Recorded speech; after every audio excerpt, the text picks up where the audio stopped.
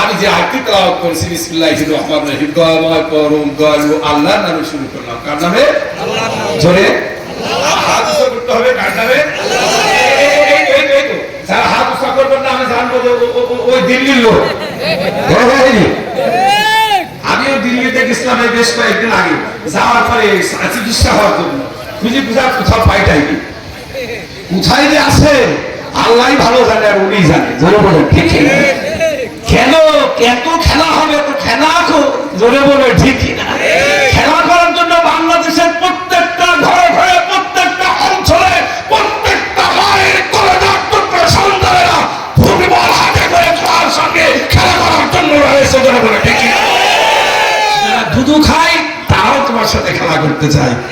ওই জোরে বলে ঠিক কত ভালো ভালো এই জন্য সুবহানাহু ওয়া তাআলা আল্লাহ পাক এই কোরআন শরীফের আয়াতে একেবারে কমন সূরা যে সূরাটি কোরআন শরীফের ভিতরে আছে সূরাটির নাম সূরাতুল ইয়াসিন।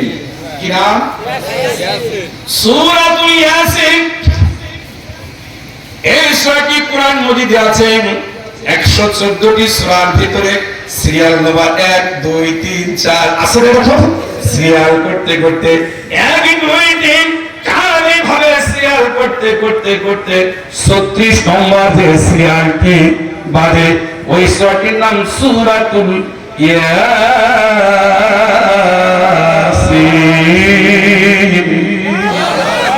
ইয়াসিন 36 নম্বর সূরা যে সূরাটি তেলাওয়াত করেছি সূরাটি সুবহানাল্লাহু তাআলা 36 নম্বর সূরা, সূরার নাম ইয়াসিন। আর এই সূরাটির ভিতরে 82টি আয়াত রয়েছে। যে আয়াতটি তেলাওয়াত করেছি সুবহানাল্লাহু তাআলা আয়াতটির সংখ্যা, আয়াতটির নম্বর হচ্ছে 65 নম্বর আয়াত। সূরাটির নাম সূরাতুল ইয়াসিন। এটা একজনে সুবহানাল্লাহু তাআলা কোরআন মজিদকে দুটি ভাগে ভাগ করা হয়, একটি মাক্কি সূরা আর একটি মাদানী সূরা। জি জি জি, একটি মাক্কি আর একটা মাদানী সূরা। এটা পাবেন কোথায়? একটা সরল সোজা একটি কোরআন মজিদ কিনে নেবেন। দেখেন এখন ঘরে ঘরে বাড়ি বাড়ি কোরআন শরীফ পড়ায়, বলে আমাদের কোরআন না পড়লে ভালোভাবে কোরআন পড়তে পারবে না। বলে না বলে না এই সমস্ত কারি সাহেবদেরকে বলি কারি রে সব ঠিক আছে, কিন্তু হারে মান উন্নয়ন করার জন্য একখান কোরআন তুমি শেখাও, সেটার নাম তাফসীরুল কোরআন। জোরে বলেন আল্লাহু আকবার। এই কোরআন কি কারোর বাড়ি আছে? একটু নেবেন, যোগাযোগ করবেন। কোথায়? দেখবেন মোবাইলে অ্যাপে যাবেন, তাফসীরুল কোরআন দেখবেন, সার্চ করবেন।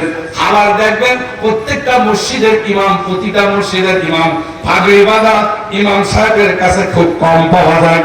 এভাবে মানে আল্লাহু আকবার, পাগড়ি বাঁধা ইমাম বাদে কিছু ইমাম আছে, ওদের কাছে বলবেন তাফসীরুল কোরআন কি আছে, দেখবেন ও সে অল্প টাকায় দিয়া দিবে। জোরে বলেন আল্লাহু আকবার। যে তাফসীর পড়ে, যে তাফসীর করে 50 বছর তাফসীর করে কোরআনের পাখি খিতাব পেয়েছেন যিনি, ফিরোজপুর বাড়ি তিনার জন্য বলেন ঠিক কিনা, ঘুমিয়ে আছে বাস টার্মিনালের পাশে সুবহানাল্লাহু তাআলা সাইদি ফাউন্ডেশন সুন্দর করে ঘুমিয়ে আছে সুবহানাল্লাহু তাআলা। উনি এই তাফসীরটা ইলমুল কোরআন পড়ে গবেষণা করে, অনেক কোরআন শরীফ কোরআন মজিদ পড়ে তিনি গবেষণা করে তিনিও একখান তাফসীর লিখেছে, তাফসীরে সাইদি। এটাও দেখবেন বাজারে পাওয়া যায়। জোরে বলেন ঠিক না। এতদিন সম্মান পাওয়া যেত না, কিন্তু এখন এই তাফসীর গুলো পাওয়া যায়। জোরে বলেন আল্লাহু আকবার।